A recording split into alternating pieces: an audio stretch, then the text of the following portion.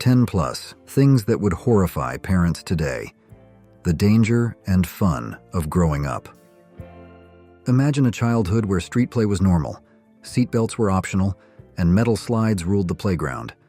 Today's kids might doubt these wild tales or marvel at your survival skills. Join us as we explore the daring experiences that shaped a resilient generation. Number 1. Walking to school. Imagine a time when the school bell signaled not just the start of learning, but also the start of a daily adventure, a trek that tested the resilience of young students, especially those living on the outskirts of town. Back then, walking to school wasn't just a common practice, it was a necessity for many, a journey that could stretch for miles, often undertaken alone. Picture kids as young as 5 years old, their small backpacks filled with books, bravely navigating the sidewalks and streets, their little legs carrying them to and from school each day. The school bus was a luxury for some, and carpooling wasn't as widespread as it is today. So, rain or shine, these pint-sized pioneers embarked on their educational odyssey. Think about the challenges they faced. Scorching summer heat beating down on their young faces, torrential downpours soaking them to the bone, and even the daunting task of trudging through a foot of snow, their tiny boots leaving a trail of determination in the white expanse. Number 2. Latchkey Kids. Step back in time to the 1960s, 70s, and even the 80s, and you'll find a generation of kids who were, in many ways, pioneers of independence. These were the Latchkey Kids, a term that evokes images of resilience, resourcefulness, and a unique set of challenges. Imagine children leaving for school in the morning, their parents already gone to work, their tiny hands clutching house keys that symbolized both freedom and responsibility. After the school bell rang, they'd return to empty homes, letting themselves in with that familiar click of the lock, their own little domains awaiting. Babysitters were a rare treat, reserved for special occasions. Instead, these young latchkey kids were entrusted with the task of looking after themselves, their parents' parting words echoing in their ears. Lock the door and don't open it, for anyone. It was a simple instruction that carried a weighty responsibility. These kids learned to navigate the world on their own, developing a sense of self-reliance that shaped their characters. They became masters of their own time, figuring out how to entertain themselves, complete their homework, and even prepare snacks, all while adhering to the golden rule of safety. Number 3. Unlocked doors and windows. Let's drift back to a simpler time, a time when the gentle rhythm of crickets chirping and the sweet scent of night-blooming jasmine wafted through open windows, a time when the lullaby of a summer breeze lulled people to sleep. How many people today sleep with the windows open? It's a question that sparks nostalgia for a bygone era, a time when unlocked doors and open windows were a common sight in small towns across the country. Imagine a world where the gentle night air was welcomed into homes, a natural air conditioner in the days before climate control was commonplace. The thought of leaving doors and windows unlocked might seem unnerving today, but back then it was a testament to the sense of community and trust that permeated these close-knit towns. People felt safe in their neighborhoods, their homes havens of tranquility where fresh air and the sounds of nature were embraced. However, the landscape of safety has changed dramatically. The 24-hour news cycle, with its constant barrage of stories about crime and danger, has instilled a sense of fear and caution in many. We've become more aware of the potential threats that lurk in the shadows, and our sense of security has been eroded. Share with us the part of this article that you found the most impressive or interesting, and don't forget to hit the like button, subscribe, and turn on notifications to follow our videos. Thank you. Number 4. Dangerous playgrounds. Let's journey back to the scorching summer days of yesteryear, when playgrounds were a thrilling yet somewhat treacherous landscape for adventurous kids. Unlike the meticulously designed, safety-conscious play areas of today, the playgrounds of the past were a different breed altogether. Forget about the soft, forgiving embrace of mulch or the bouncy reassurance of padded surfaces. Back then, the ground was your landing pad, and if you were lucky, a patch of sand might cushion your fall from the towering slide. More often than not, it was the hard, unforgiving earth that greeted your tumbles. And who could forget the playground equipment itself? Metal structures, baking under the relentless summer sun, transformed into scorching hot hazards. Sliding down a metal slide that had reached a sizzling 120 degrees was a rite of passage, a badge of honor earned at the cost of a few temporary skin markings. The memories of those searing encounters remain etched in the minds of many who braved the playgrounds of yore. But the thrills didn't stop there. Swing sets, often unanchored to the ground, added an extra layer of excitement and perhaps a touch of danger to the playground experience. As you pumped your legs, soaring higher and higher, you'd notice the legs of the swing set frame gradually lifting off the ground. They were places where scraped knees and sun-kissed skin were badges of honor, where the thrill of the ride often outweighed the potential for bumps and bruises. They were the training grounds for a generation that learned to embrace risk, to push their boundaries, and to savor the simple joys of play, even amidst the occasional scorch marks and wobbly swing sets. Number 5. Sledding behind cars. When winter's icy grip transformed the landscape into a wonderland of white, the adventurous spirit of children remained undeterred. Snow days were an invitation to embrace the elements, and sledding became the ultimate expression of wintertime fun. Hills transformed into exhilarating racetracks, and the thrill of gliding down the slopes was a joy that resonated with every child's heart. But sometimes, the adventure took an unexpected turn, a detour into the realm of both exhilaration and peril. Picture this: Dad, armed with a sturdy rope and a mischievous glint in his eye, would hitch the family sled to the back of the car, transforming it into a makeshift snowmobile.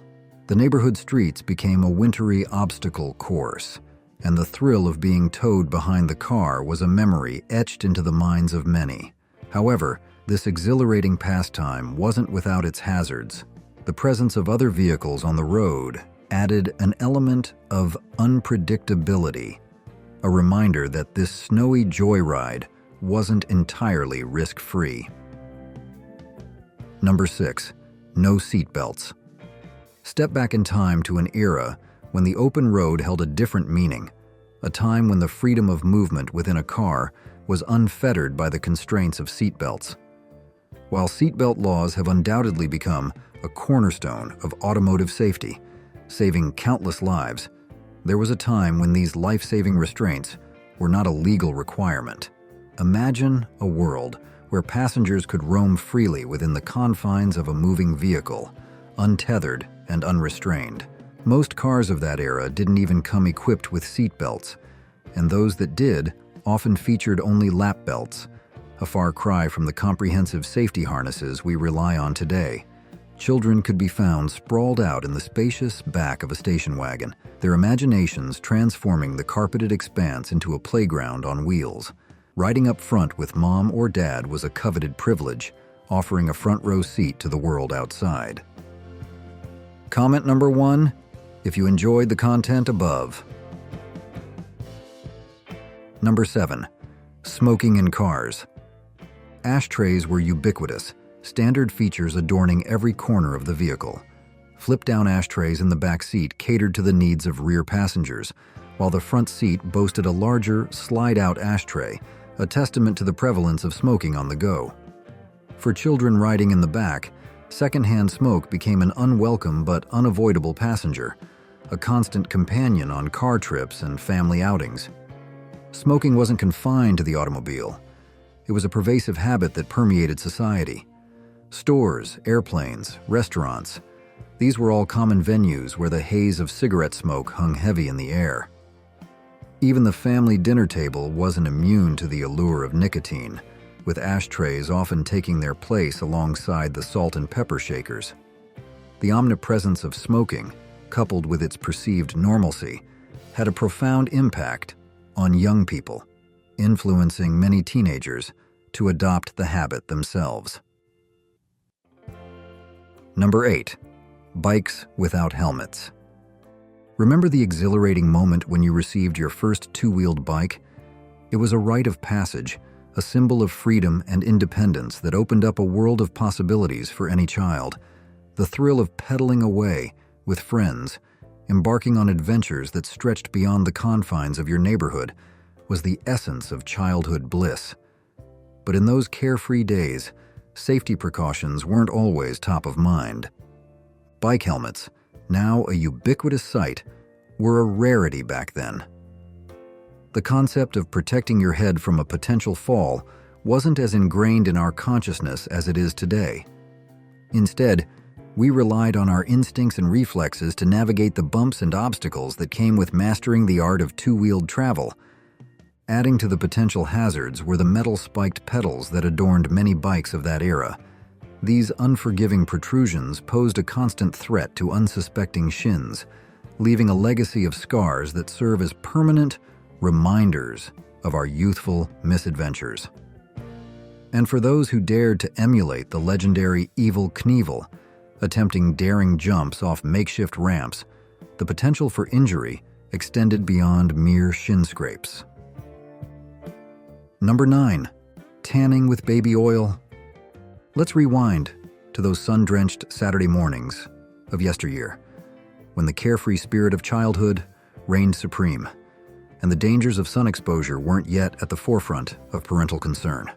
Kids would spend hours basking in the warm embrace of the sun, their laughter echoing through the neighborhood as they engaged in games of tag, hopscotch, and countless other outdoor pursuits.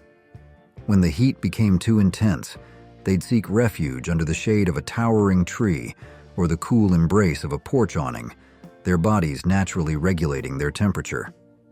For those fortunate enough to have access to a pool, whether it was a friend's backyard oasis or a community gathering spot, the air would often be filled with the distinct aroma of baby oil. This glistening elixir was the tanning lotion of choice, generously applied to achieve that coveted deep bronzed tan. Tanning lotions in general were far more prevalent than sunscreen in those days, as awareness of the harmful effects of prolonged sun exposure and the dangers of skin cancer were not as widespread as they are today. It was a time when a golden tan was seen as a symbol of health and vitality, a badge of honor earned during long, sun-soaked days of outdoor fun. Number 10. Drinking from the hose. Long before bottled water became a ubiquitous commodity, a symbol of both convenience and a multi-billion-dollar industry for beverage companies, the garden hose was the go-to source of refreshment for kids playing outside. It was a time when the concept of single-use plastic bottles was still a distant future, and environmental concerns about plastic waste weren't yet at the forefront of public consciousness. It's important to note that back then, the regulations governing the materials used in garden hoses weren't as stringent as those applied to indoor plumbing. The potential health risks associated with certain types of hoses weren't as widely understood as they are today. However, this lack of awareness didn't deter generations of children from seeking solace from the summer heat with refreshing gulps and playful splashes from the garden hose. The image of kids gathered around a gushing hose, their faces dripping with water and their laughter echoing through the neighborhood, is a nostalgic reminder of a simpler time. It evokes a sense of carefree joy, a connection to nature, and a resourcefulness that was born out of necessity. Number 11. Playing in the street. How many of you remember those impromptu sports games that would erupt in the middle of the street? Stickball, street hockey, and even football.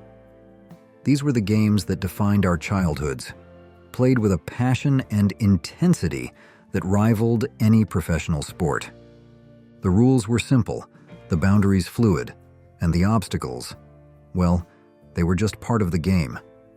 Cars would occasionally interrupt the action, forcing a temporary pause as everyone scrambled to clear the path.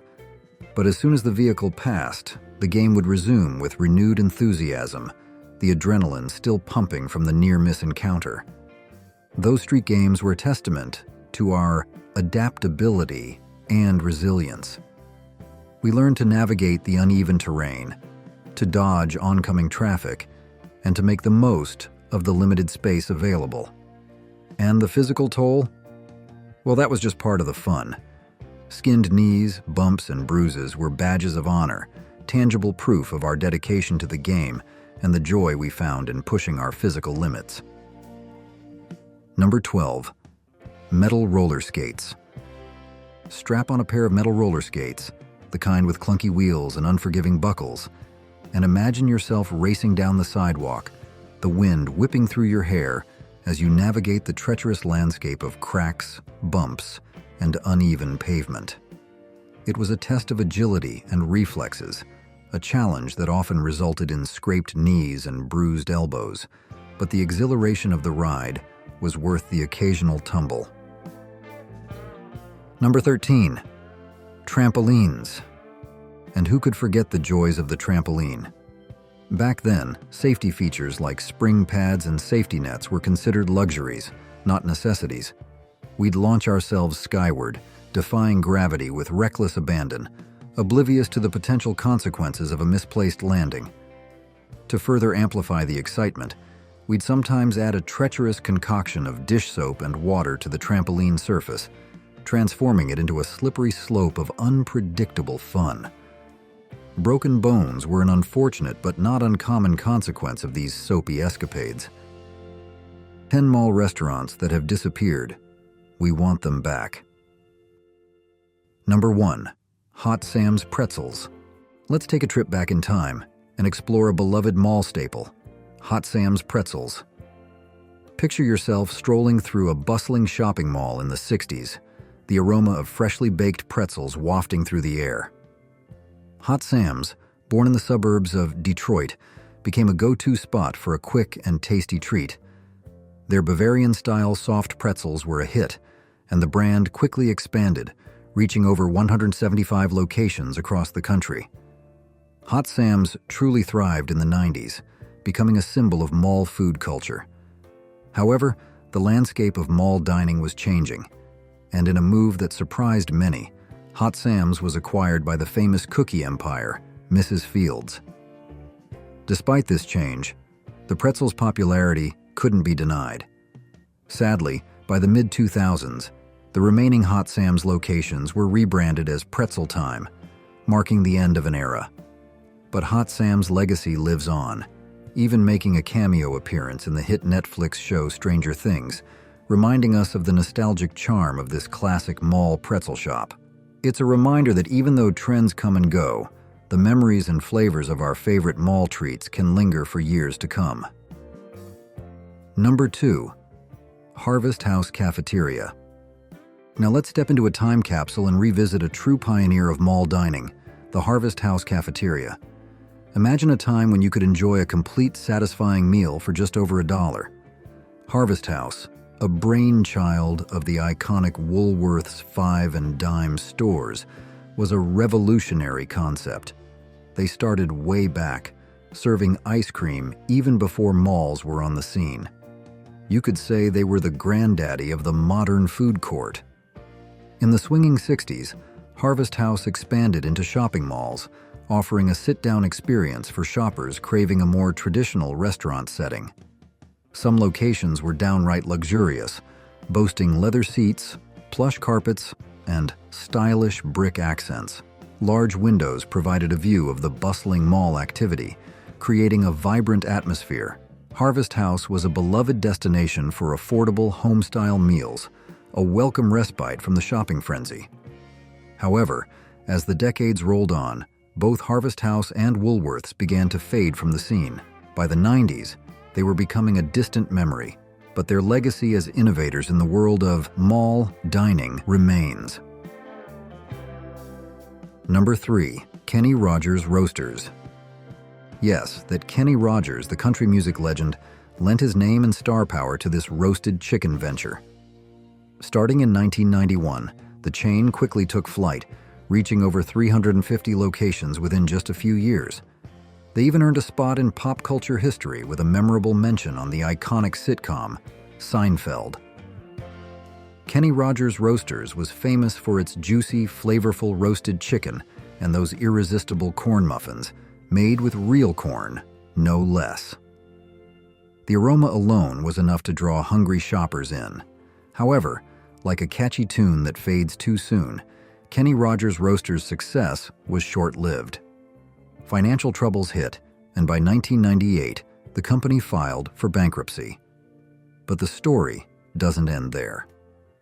The chain was scooped up by Nathan's Famous, the Hot Dog Kings, and eventually landed in the hands of an Asian franchisor. Today, Kenny Rogers Roasters continues to thrive overseas, with hundreds of locations across Asia.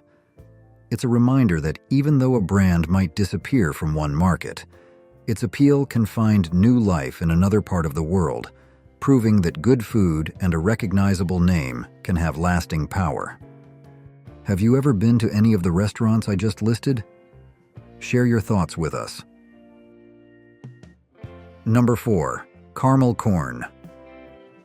This sweet treat's tale begins about 50 years after the invention of caramel corn itself, back in the 1920s. Karmelkorn's first storefront popped up in Wyoming, where it quickly gained a loyal following, tempting taste buds with its irresistible crunch and buttery sweetness.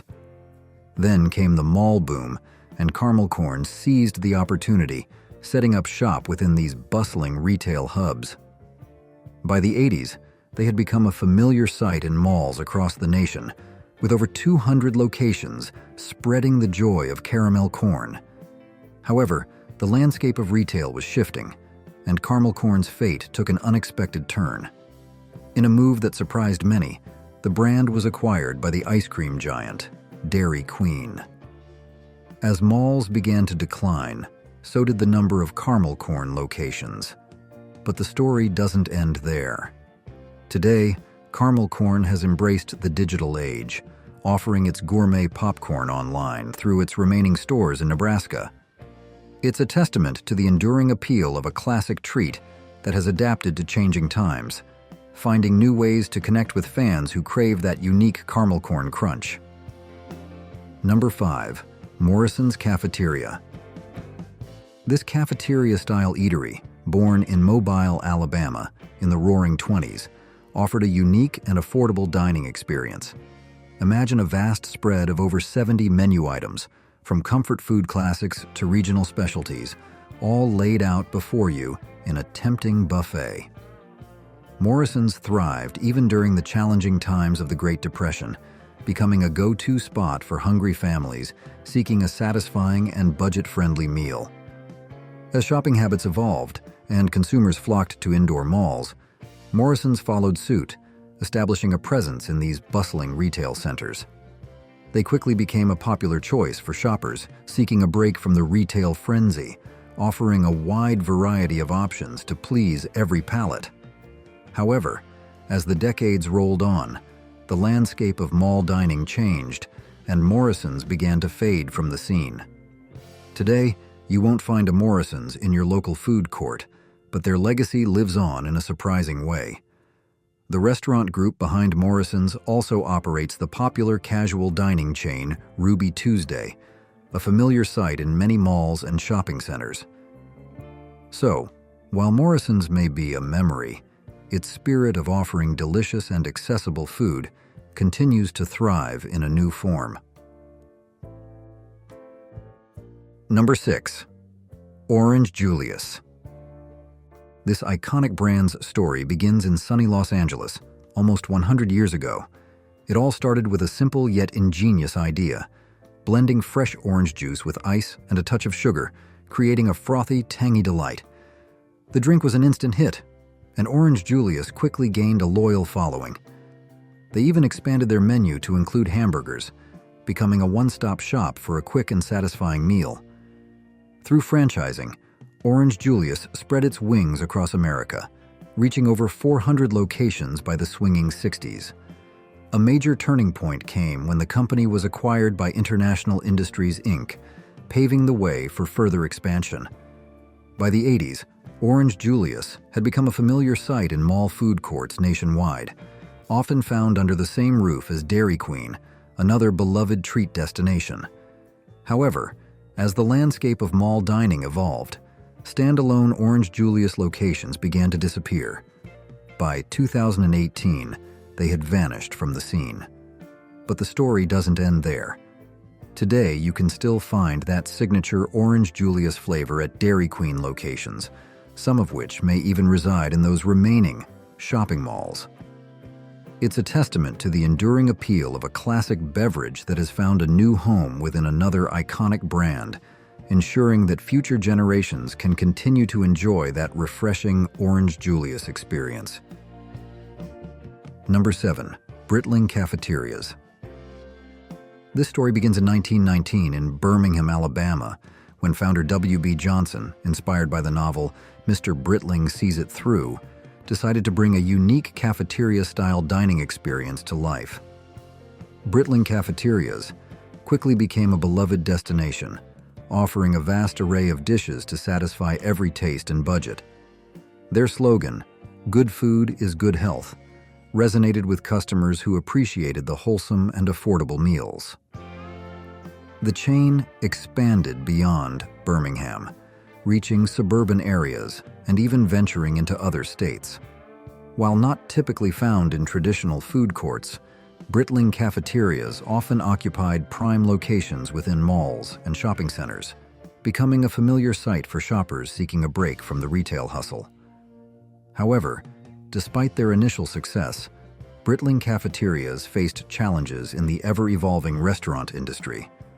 A slow decline set in, and by the 1980s, the last of these iconic cafeterias had closed their doors. Though Britling Cafeterias may be a memory, their legacy as a pioneer in cafeteria-style dining and their commitment to providing good food for good health remains a part of Southern culinary history. Number 8. Bresler's 33 Flavors. Our journey begins in 1929 with a Polish immigrant named William J. Bresler, a visionary entrepreneur who saw opportunity in a simple frozen treat. During the challenging times of the Great Depression, Bresler started selling ice cream bars, inspired by his brother's encounter with an ice cream vendor at an air circus. This spark of inspiration ignited a passion that would transform the ice cream landscape. Bresler and his brother began selling ice cream wholesale, eventually expanding into franchises during the booming 60s. By the 80s, Bresler's 33 Flavors had become a household name, a familiar sight in mall food courts, offering a tantalizing array of flavors to satisfy every sweet tooth. At the time of Bresler's passing in 1985, the chain had grown to over 400 stores, a testament to his entrepreneurial spirit and dedication to quality. However, the company's fate took a turn when it was sold to an investor group in 1989. It changed hands again in the 90s, even venturing into international markets. But despite these efforts, the Bresler's brand couldn't withstand the changing tides of the ice cream industry. By 1996, the once ubiquitous 33 Flavors had disappeared from the scene. Though Bresler's may be gone, its legacy as a pioneer in the world of ice cream franchises and its commitment to offering a delightful variety of flavors remains a sweet memory for those who experienced its golden age. Number 9. China Coast. Enter China Coast, a venture by the food giant General Mills, aiming to capture a slice of this popular trend. In the early 90s, China Coast emerged on the scene, offering a casual dining experience with a menu featuring familiar Chinese-American favorites. For a while, it seemed like China Coast might become a staple in mall food courts across the nation. However, despite its initial promise, the chain struggled to gain a foothold in the competitive landscape of mall dining. By the mid-90s, China Coast's popularity had waned, and in 1995, it disappeared from the scene altogether. While China Coast's run was relatively short-lived, It serves as a reminder of the ever-evolving nature of mall food trends and the challenges faced by even the largest companies in capturing the fickle tastes of consumers. It also highlights the enduring appeal of Chinese cuisine in the American dining scene, as other Chinese-inspired restaurants continue to thrive in malls and beyond. Comment number 1. If you enjoyed the content above. Number 10. Farrell's Ice Cream Parlor. This sweet story begins in Portland, Oregon, in 1963, when Bob Farrell and his partners opened the first Farrell's, a whimsical establishment that transported guests back to the early 1900s. Imagine a place where employees donned old-fashioned attire, complete with boater hats, and a player piano filled the air with nostalgic tunes. Farrell's quickly became a beloved destination, famous for its delicious ice cream creations and family-friendly atmosphere. By 1975, the chain had expanded to over 175 locations, including several within shopping malls, bringing its unique charm to a wider audience. However, the tides of the restaurant industry can be unpredictable. Despite being acquired by the Marriott Corporation in 1972, Farrell's saw sales decline in the 80s. Marriott sold the chain to private investors, but the struggles continued, and by 1990, most Farrell's locations had closed their doors. One of the last remaining originals, located in Portland's Lloyd Center Mall, held on until 2001. In 2008, there was a glimmer of hope as the company attempted a comeback, even bringing Bob Farrell back as an advisor. But the revival proved challenging, and with Farrell's passing in 2015, the dream of a larger Farrell's presence seemed to fade. Though Farrell's may be gone, its legacy as a purveyor of sweet treats and nostalgic charm remains etched in the memories of those who experienced its heyday. It reminds us that even as times change, the simple pleasures of a delicious ice cream sundae and a trip down memory lane can hold a special place in our hearts. Trends come and go, but the memories of shared meals and nostalgic flavors linger. What are your favorite mall food court memories? Share your stories and those long-lost local favorites in the comments below.